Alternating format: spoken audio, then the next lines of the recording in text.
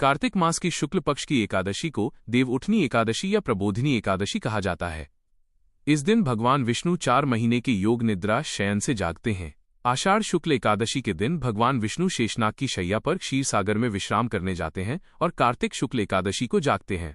इसी कारण इस दिन को देवोत्थान एकादशी कहा जाता है। एक समय की बात है जब भगवान विष्णु क्षीर सागर में योग निद्रा में लीन थे। देवता ब्रह्मा और लक्ष्मी जी सभी उनके जागरण की प्रतीक्षा कर रहे थे। 4 महीनों तक, जिसे चातुर्मास कहा जाता है, देव कार्य, विवाह और शुभ संस्कार वर्जित माने जाते हैं क्योंकि भगवान विश्राम कर रहे होते हैं।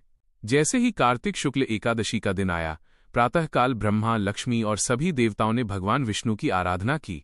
उन्होंने शंख, चक्र, गदा और पद्म धारण किए प्रभु को भोग अर्पित किया और गदगद स्वर में कहा, ग्रेटर देन प्रभु जगत के पालनहार, आपकी निद्रा से समस्त सृष्टि जैसे निश्चेष्ट हो गई थी।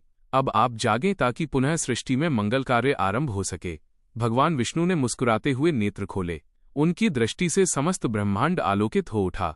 उन्होंने कहा, हे लक्ष्मी, हे देवगण, मेरे जागने के साथ ही अब सभी शुभ कार्य प्रारंभ होंगे। जो भक्त इस दिन व्रत, पूजा और परिक्रमा करेगा, उसे मेरे वर्ष भर के दर्शन का फल प्राप्त होगा। इस दिन तुलसी विवाह भी किया जाता है।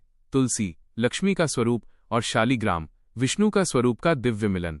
देवोत्थान के बाद विवाह, गृह प्रवेश, यज्ञ, संस्कार आदि सभी शुभ कार्य पुनः आरंभ होते हैं। इस व्रत से पापों का नाश होता है और विष्णु कृपा से जीवन में सुख शांति आती। देव उठनी एकादशी हमें ये सिखाती है कि भले ही जीवन में कुछ समय ठहराव आए, पर जागरण का क्षण अवश्य आता है। जैसे भगवान विष्णु पुनः जागते हैं, वैसे ही जीवन में भी नई शुरुआत हमेशा संभव है। जय श्री कृष्णा।